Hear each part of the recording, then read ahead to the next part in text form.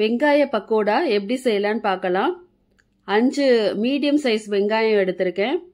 அதை நல்லா தோல் உரிச்சு எடுத்துக்கோங்க. நெக்ஸ்ட்டு ஒரு பவுலில் நம்ம எடுத்து வச்சிருந்த வெங்காயத்தை நீல வாக்கில் கட் பண்ணி சேர்த்துக்கோங்க. எவ்வளோ ஃபைனாக சாப் பண்ண முடியுமோ அவ்வளோ ஃபைனாக சாப் பண்ணிக்கோங்க. நெக்ஸ்ட் இதோட நம்ம என்ன சேர்க்க போகிறோம்னு பார்த்தீங்கன்னா, காரத்துக்கு பச்சை மிளகாய் சேர்க்க போகிறோம். ஒரு 3 பச்சை மிளகாய் கிட்ட ரொம்ப குட்டி குட்டியாக நறுக்கி சேர்த்துக்கோங்க. அடுத்து கருவேப்பிலை, அதையும் நல்லா குட்டி குட்டியாக நறுக்கி சேர்த்துக்கோங்க. நல்லா ஃபைனாக சாப் பண்ணிடுங்க. நெக்ஸ்ட் இந்த பக்கோடாக்கு தேவையான அளவு உப்பு சேர்த்துக்கோங்க. இதை போட்டுட்டு இந்த வெங்காயத்தை நல்லா உதிரி உதிரியாக நல்லா மிக்ஸ் பண்ணி எடுத்துக்கோங்க.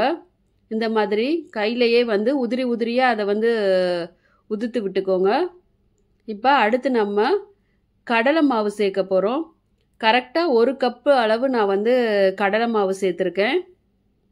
அடுத்து 3/4 கப் அரிசி மாவு சேர்த்துருக்கேன். அதாவது அரை கப்பில் 1 கப்பும் 1/4 கப்பில் 1 கப்பும் சேர்த்து டோட்டலாக 3/4 கப் சேர்த்துருக்கேன். அடுத்து மிளகாய் பொடி சேர்த்துக்கிறோம். ஒரு 3/4 ஸ்பூன் மிளகாய் பொடி சேர்த்துக்கோங்க. அடுத்து பெருங்காய பொடி சேர்த்துக்க போகிறோம். அரை ஸ்பூன் கிட்ட பெருங்காய பொடி சேர்த்துக்கோங்க. இது எல்லாத்தையும் போட்டு நல்லா மிக்ஸ் பண்ணிக்கோங்க. இப்போ எண்ணெய் சேர்த்துக்க போகிறோம். ஒரு 2 டேபிள் ஸ்பூன் கிட்ட எண்ணெய் சேர்த்துக்கிட்டேன் நான்.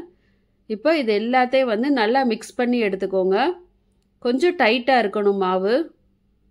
ரொம்ப லூஸானா இதை பிணைஞ்சிடாதீங்க. ஸோ அந்த மாவோட பதத்தை பார்த்துக்கோங்க. கொஞ்சம் லைட்டாக கெட்டியாக இருக்கிற மாதிரியே இதை பிணைஞ்சு எடுத்துக்கோங்க. அடுத்து ஒரு பேனில் நம்ம ஆயில் போட்டுக்கிறோம். இப்போ நம்ம ஆனியன் பக்கோடா எப்படி போடலான்னு பார்க்கலாம். ஸோ இந்த மாதிரி கொஞ்சம் கொஞ்சமாக எடுத்து ஆனியன் பக்கோடா போட்டுக்கோங்க. ஸோ இதை மீடியம் ஃப்ளேம்லேயே வச்சு குக் பண்ணிக்கோங்க.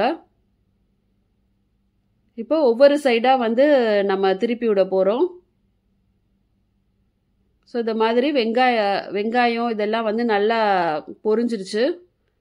ஸோ நம்ம வெங்காய பக்கோடா ரெடி. இந்த மாதிரி எடுத்து வச்சிருக்க மாவை பேட்ச் பேட்சாக போட்டு எடுத்துக்கோங்க. இதை பொரியிறப்பே இந்த மாதிரி கருவேப்பிலையும் நீங்கள் போட்டு எடுத்துக்கலாம். கொஞ்சம் டேஸ்ட் நல்லாயிருக்கும். Onion pakoda ready.